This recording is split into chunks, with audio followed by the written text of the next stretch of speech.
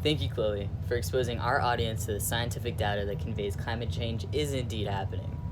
Now let's dive into some of the main catastrophes our world has endured throughout climate change's rapid progression throughout the years. The three most severe occurrences are steady increase in air temperature, wildfires, and melting glaciers. First, I would like to take a look into the frightening events of our melting glaciers to convey the seriousness of this matter. President Taft declared the Glacier National Park in 1910, originally grouping 150 beautiful glaciers together.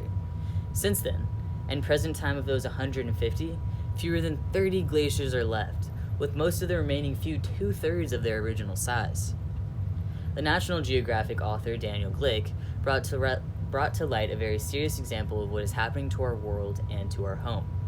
Along with that, another world-renowned place, Mount Kilimanjaro, home of one of the 7 summits, has melted more than 80% since 1912. Documented in the same article that I mentioned a moment ago, The Big Thaw, written by Daniel Glick.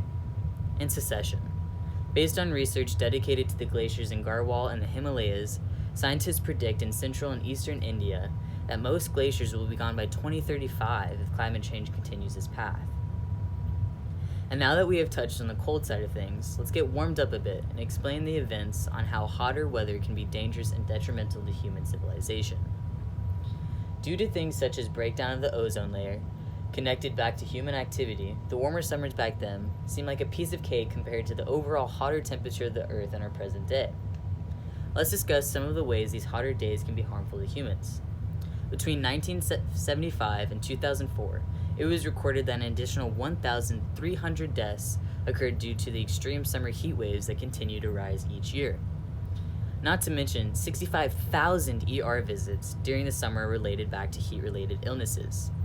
Along with that, the United States has warmed by 1.5 degrees primarily since 1970, and it is forecasted to raise an extra 5 to 10 degrees by the end of this century if we keep increasing our emissions of carbon pollution. Thanks to the online article Extreme Heat, published by the Natural Resource Defense Council, otherwise known as the NRDC, these facts allude to a chilling fate, or rather, a smoldering one.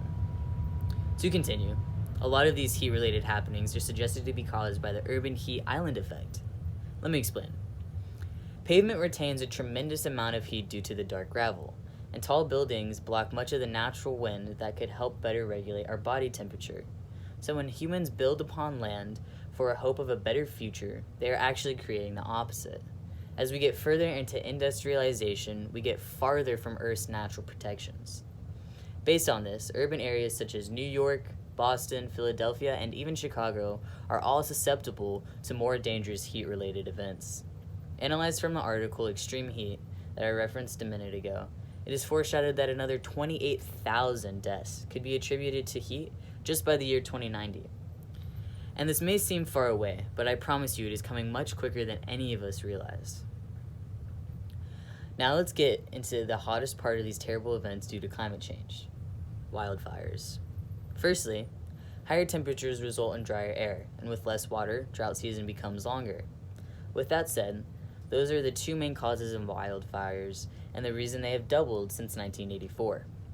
Along with warmer and drier air comes the migration and expansion of the mountain pine beetle, documented by the web article Wildfires and Climate Change, made public by the website C2ES, otherwise known as Center for Climate and Energy Solutions. The mountain pine beetle eats away at tree bark, weakening the tree's structure. And if the entire climate is slowly becoming their preferred habitat, that means this beetle can cause more damage to more trees and weaken their structure for when fires strike.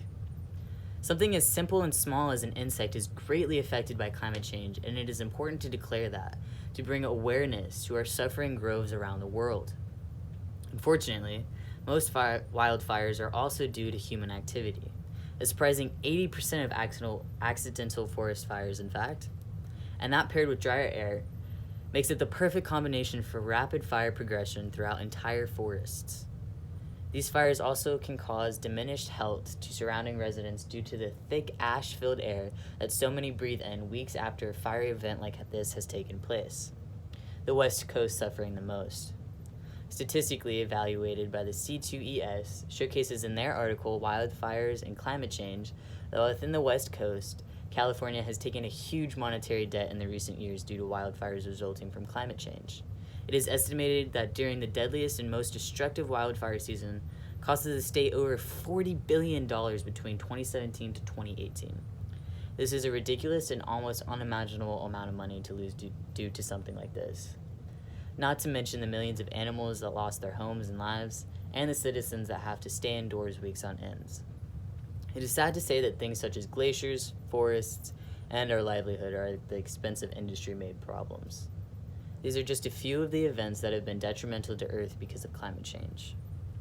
Now on to what is being done. Presented to you by Michael.